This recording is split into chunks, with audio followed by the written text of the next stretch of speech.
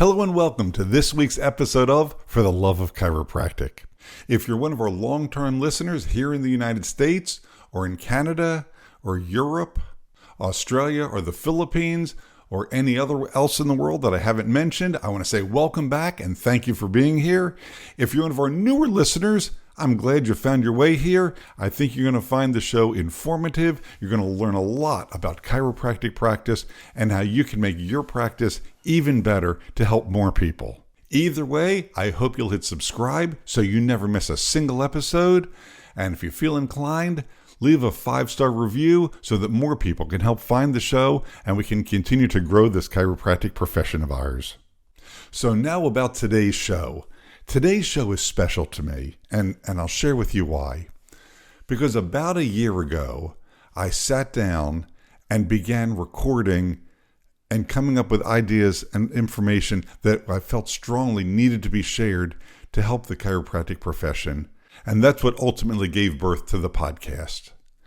Early on, I sat down with a very primitive and simple microphone and recorded some thoughts that were deep and passionate and important about chiropractic. And I ran across this just the other day and realized I have never shared this information.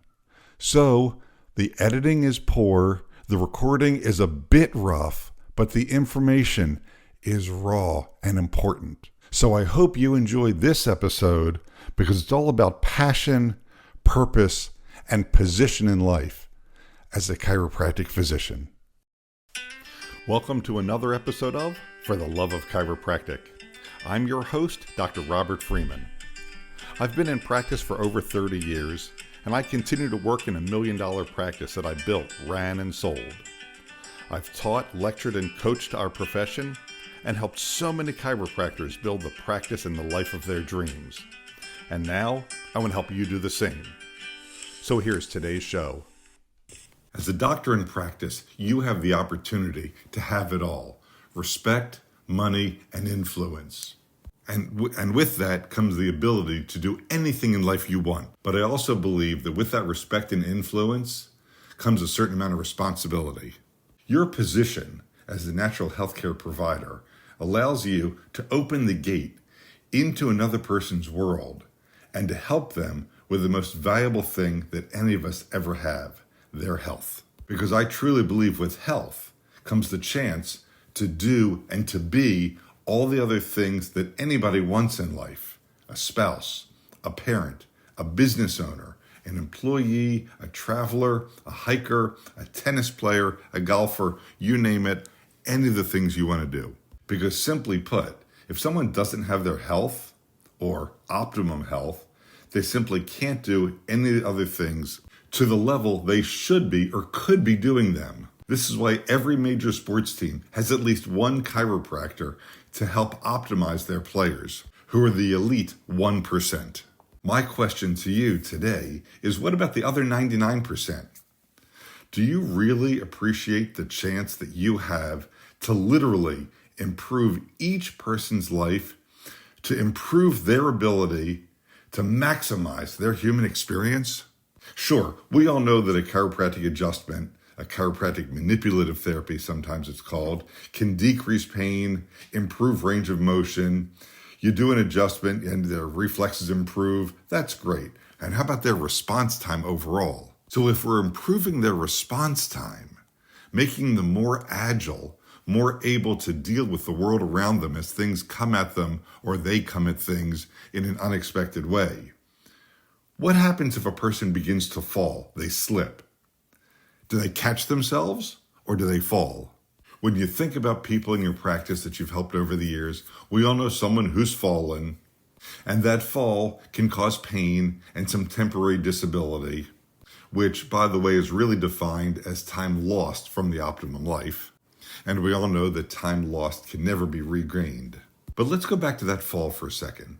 But what if that fall led to a fracture, and then the sequela that follows healing from a fracture? In the elderly, that fall and sequela often leads to death, a premature death.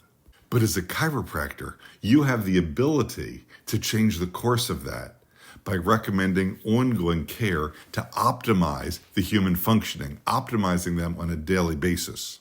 So what if, just what if, part of your mission was to be sure that each patient, each person that you touch has their system optimized so they can better deal with everything that's coming at them all the time? And then, possibly equally as importantly, what if you explained that to them? What if you explained to each patient how it's not just about getting them out of pain, it's not just about getting their condition stabilized, but it's about optimizing their neuromuscular system to be more responsive, to work better, faster, the way that it's supposed to help them live the best life possible for as long as possible? What would happen then? They'd function better in the world? It's no coincidence that seniors, people over 65, that under maintenance care live longer, take fewer drugs, and spend fewer days in the hospital, as was proven by the Medicare study now so many years ago, CMS's own study, once it was pointed out to them by one of the big chiropractic organizations.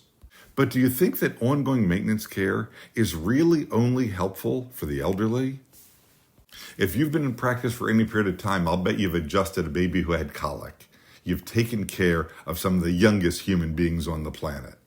And what happens? They get adjusted, and then you get a happy baby, a happy set of parents, and everybody's getting a good night's sleep. And by doing that, what'd you really do? You changed the world. You made the world a better place for at least those three people, the baby certainly, and the parents. And I know it can be difficult to have that conversation with some of your patients. It's not part of the daily conversations that go on in the office sometimes. But what about your own kids? How often do you adjust your own children? Do you want their lives to be as optimum as possible? I know I do. Years ago, I knew a chiropractor who specialized in personal injury, and he did that very well. And he had several children. Wonderful children. And I was talking to him about adjusting them, and he looked at me with this blank stare and said, "Why would I adjust my children? They've never been involved in a car accident." Oh, the look on my face, the disappointment. He really didn't understand why you would possibly adjust someone for better health, for optimum health. I hope he's figured it out by now, because sadly we lost touch several years ago. As I've said so many times on so many different episodes, if we don't step up and tell people, who's going to do it? Certainly the drug companies aren't going to do it.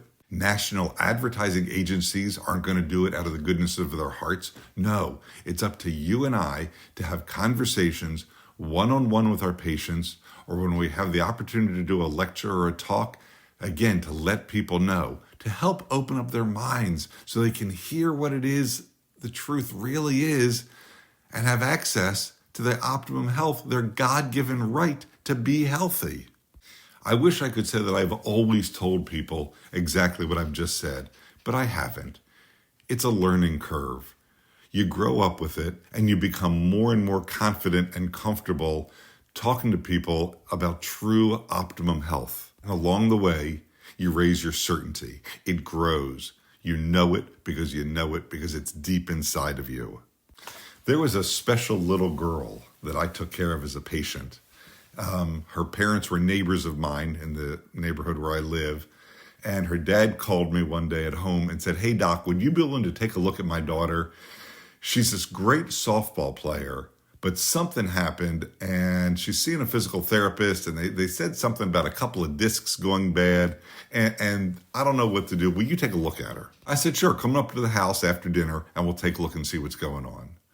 Took a full history, did an exam. Like most chiropractors, I have a table at my house. I'm sure everybody does. And by table, I don't mean kitchen table. I don't mean dining room table. I mean a chiropractic table, of course. And what I found out as I took the history was that, yeah, she had been seeing a physical therapist and they'd been doing some work, but it wasn't working. She just wasn't getting better. And what I found were multiple subluxations through the mid-lower thoracic region, along with a lot of muscle spasm And ultimately, when I had the opportunity to review her MRIs, it turned out there were several thoracic discs, lower thoracic discs, that were bulging. And she was no more than 14 years old.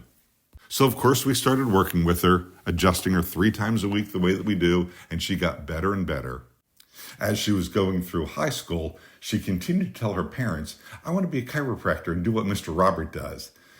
At first, they didn't like the idea, but they ran with it anyway. And then in her senior year, she needed to do an internship in something she thought she wanted to do. And she asked if she could do that in my office. So sure, we brought her in the office, and we had paper files in those days. So she did some filing, and we gave her some time on the front desk to see how a front desk runs. And I had her shadow the chiropractic assistants, because in our state, she can't actually do any of the things the chiropractic assistants do. You have to be certified and a high school graduate. But she got the experience. And of course, she spent a ton of time in the adjusting room, hearing what we do, seeing what we do, learning more and more of what we do with both myself and the wonderful associate doctor that was working with me at the time. And when that summer internship ended, she was more certain than ever that she wanted to go become a chiropractor. And she told her parents that. So, sure enough, she went off to college, continued to play softball in college, did incredibly well in school, both athletically, socially, and academically. And as she was finishing her requirements, her dad called me one day and said, hey, so she's really serious about this chiropractic thing. What school do you think we should look at? And we sat down together and talked about the different chiropractic schools, their different philosophies, what she would learn, what she would experience, and what would work best based on her and what I thought was the best school at the time. Sure enough, she went to school, graduated, and knew that she wanted to be in her own practice. And as I'm recording this in the early part of January of 2024, I had just seen on social media just a few days ago that this young woman and her office that she started from scratch was named the top office in the company that she works for and owns the franchise of. And while she's a phenomenal young lady and an amazing young chiropractor, we need more just like her. And it's up to each one of us to encourage young people to go into chiropractic, become a chiropractor, and to continue to change as many lives as possible. I was once told when you become a chiropractor, you have an obligation to, at the very, very least, replace yourself. Make sure one more person becomes a chiropractor. But I don't think that's enough. I think we need to help as many people as possible to become chiropractors. I tell every young person that I have the opportunity to talk to that I think they should consider becoming a chiropractor, because I think there's nothing better in the world. Now, we need lots of other things also. But if you don't tell them, who else will? If you don't offer it to them, who else will? In all my years as I've done that, I know that I have 3 people who have decided to become chiropractors and either currently practicing or still in school and will graduate in the near future. So my question is, how many people are you helping? And how are you helping chiropractic to become well known as the best option in healthcare? All right. And that's our show for today.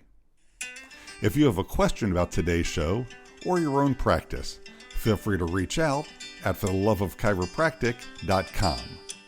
Before making changes to your practice, be sure to seek legal advice regarding those changes and regulations in your state.